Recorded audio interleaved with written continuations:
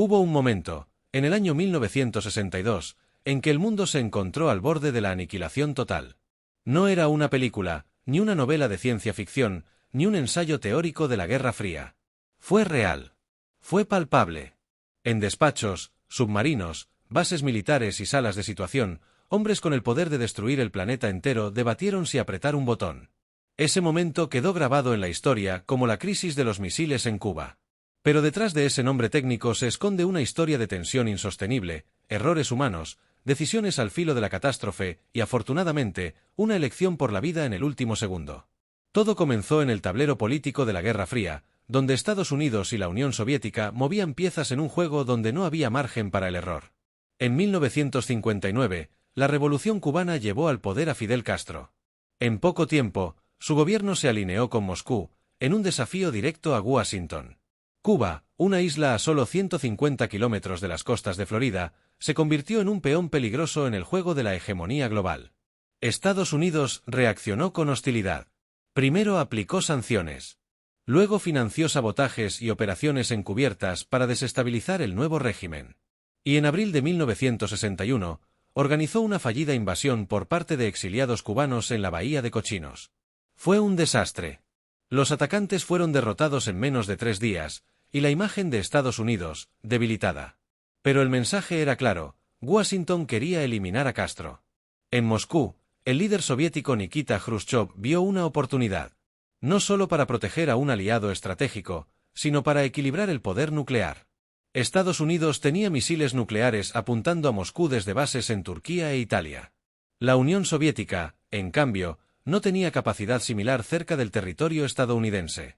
Instalar misiles en Cuba no solo reforzaba la seguridad del régimen de Castro, sino que le otorgaba a la URSS una herramienta de presión sin precedentes. Una jugada audaz. Y extremadamente peligrosa. El plan se desarrolló en secreto. Empezó a mediados de 1962. Se enviaron armas, técnicos, tropas camufladas. Los misiles de alcance medio, capaces de destruir ciudades enteras, comenzaron a ser instalados en el interior de la isla. Pero el silencio no duró mucho. El 14 de octubre, un avión espía U-2 estadounidense voló sobre Cuba y fotografió lo que parecía ser la construcción de plataformas de lanzamiento. Cuando las imágenes llegaron al presidente John F. Kennedy, la alarma fue inmediata. A partir del 16 de octubre, el círculo de poder más cercano al presidente, el SCOM, comenzó una serie de reuniones en absoluto secreto. Las opciones sobre la mesa eran todas peligrosas: bombardear las instalaciones, invadir Cuba, negociar o hacer nada. Cada posibilidad podía provocar una reacción en cadena. Kennedy comprendía que un ataque podría desencadenar una guerra con la Unión Soviética. Pero no podía permitir que misiles nucleares enemigos quedaran instalados tan cerca del territorio nacional. El tiempo jugaba en su contra. Cuanto más se tardara, más listos estarían los misiles. El margen de error se reducía cada hora. Finalmente, el presidente tomó una decisión intermedia. El 22 de octubre, en un discurso televisado que paralizó al mundo, anunció la existencia de los misiles soviéticos en Cuba y declaró la imposición de una cuarentena naval, un eufemismo legal para evitar el término bloqueo, que implicaría un acto de guerra. A partir de ese momento, cualquier buque que transportara material militar a Cuba sería detenido. Y cualquier lanzamiento desde Cuba contra cualquier nación del hemisferio sería respondido con un ataque nuclear total contra la URSS. La tensión escaló vertiginosamente. Moscú negó inicialmente la presencia de misiles ofensivos. Pero los barcos soviéticos seguían su curso hacia la isla, desafiando la cuarentena. El 24 de octubre, los primeros buques comenzaron a acercarse a la zona de exclusión. Las Fuerzas Armadas estadounidenses estaban en DEFCON 3. Los misiles balísticos estaban listos para ser lanzados en cualquier momento. El mundo temblaba. Las horas pasaban. Algunos barcos soviéticos se detuvieron. Otros cambiaron de rumbo. Parecía que la presión comenzaba a funcionar. Pero las fotografías diarias tomadas desde el aire mostraban lo contrario. Las bases de misiles en Cuba se construían a un ritmo frenético. En cuestión de días estarían operativas. El 26 de octubre llegó la primera carta de Khrushchev. Era extensa, emocional, casi desesperada. Proponía un acuerdo. Si Estados Unidos garantizaba que no invadiría Cuba, los misiles serían retirados. Parecía una salida digna para ambas partes. Kennedy se mostró dispuesto a aceptar. Pero al día siguiente, una segunda carta llegó desde Moscú. Mucho más fría y agresiva. Exigía además la retirada de los misiles estadounidenses en Turquía. Esto complicaba todo. Ese aspecto no podía discutirse públicamente sin generar una crisis con los aliados europeos. Kennedy decidió ignorar la segunda carta y responder solo a la primera, como si no existiera contradicción. Mientras tanto, en la isla, la situación se salía de control. Los soviéticos en Cuba no solo tenían misiles nucleares de medio alcance, sino también armas tácticas de corto alcance. Muchos mandos intermedios soviéticos tenían autonomía para usarlas en caso de ataque. El mando estadounidense ignoraba esta información. Si se hubiese ordenado una invasión, es probable que los misiles hubieran sido lanzados. El 27 de octubre, ocurrió un episodio crítico. Un U-2 estadounidense fue derribado sobre Cuba. El piloto, el mayor Rudolf Anderson, murió. Fue un momento de inflexión. Algunos miembros del SCOM presionaron a Kennedy para responder militarmente. Pero el presidente volvió a optar por la contención.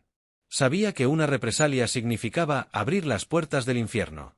Ese mismo día, en las profundidades del Atlántico, el submarino soviético B-59 recibió cargas de profundidad lanzadas por destructores estadounidenses.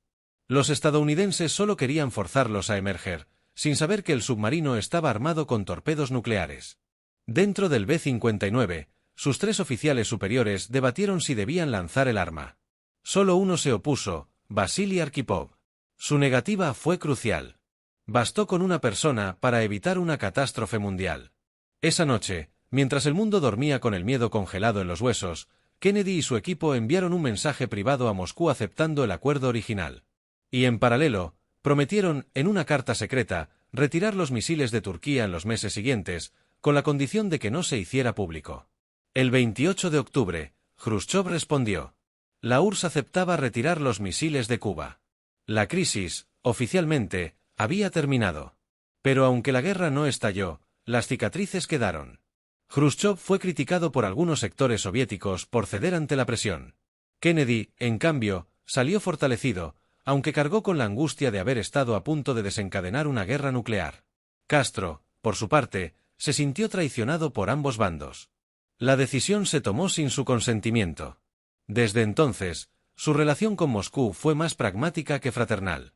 La crisis de los misiles en Cuba fue un recordatorio brutal de la fragilidad de la civilización moderna. No hubo héroes perfectos, pero sí actos de sensatez en medio de la locura.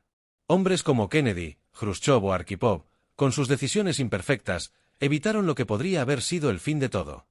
Hoy, décadas después, sigue siendo una advertencia.